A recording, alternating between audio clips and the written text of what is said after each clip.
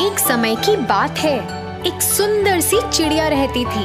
वो दाना और अनाज इकट्ठा करती थी जिससे खाना बना के खा सके। कुछ दिन बीते और उसके आस पड़ोस में दोस्ती हो गई। वहाँ एक मोर, कौआ, चूहा और एक बंदर था। फिर सारे जानवर बारी बारी से खाना और दाना इकट्ठा करते और फिर साथ में बनाते और उसे खाते भी थे। फिर एक दिन खाना इकट्ठा करने की बंदर की बारी आई। मैंने तो हर जगह ढूंढा, मुझे थोड़े से भी दाने नहीं मिले। मैं बहुत थक गया हूँ, बंदर ने कहा। बाकी जानवर बहुत भूखे और निराश थे।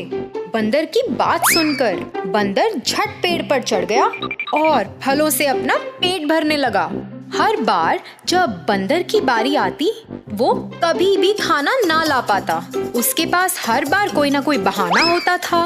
फिर वो वहाँ से भाग जाता था और सारे फल खा जाता था। बाकी जानवरों ने ये सब देखा और वो बंदर को सबक सिखाना चाहते थे। बंदर गरम खाना नहीं खा पाता था और चिड़िया को ये बात पता थी। अक्सर वो खाने को उसके लिए ठंडा करती थी और उसे हर दिन देती थी। उसकी ऐसी हरकत देखने पर चिड़िया ने सोचा कि उसे सबक सिखाने के लिए उसे बस गरम खाना देना चाहिए। अगले दिन खाने को इकट्ठा करा गया, फिर पकाया और गरम गरम सबको दिया गया। बंदर चिड़िया के पास आया और बोला, मेरा खाना कहाँ है? जाओ, वहाँ है, खा लो। चिड़िया बोली। जब बंदर ने खाना खाया, उसका मुंह जल गया और उसका चेहरा लाल हो गया। वो पानी पीने के लिए भागा जिससे ठंडा हो जाए।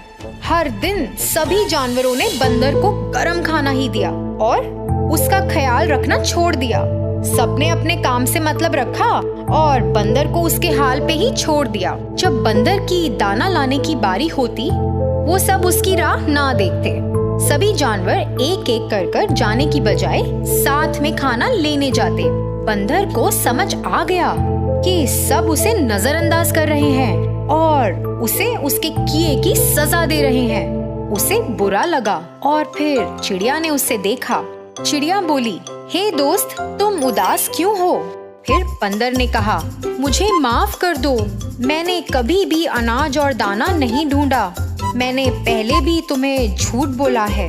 फिर चिड़िया ने कहा, मुझे पता है तुमने कभी भी खाना नहीं ढूंढा, बस हमें झूठ बोला है। तुम्हें पता था फिर भी तुम रोज मुझे खाना देती थी? बंदर ने पूछा। फिर चिड़िया ने उत्तर दिया, हाँ, मुझे पता है, पर मैं चाहती थी कि तुम्हें अपनी गलती का एहसास हो, तभी हम तुमसे अच्छे से बात नहीं करते थे और तुम्हारी राह भी नहीं देखते थे। मुझे उम्मीद है तुम्हें तुम्हारी गलती का एहसास हो गया होगा। ध्यान रहे कि तुम हमारी दोस्ती को ध्यान में रखकर ऐसा कुछ भी दोबारा मत करना।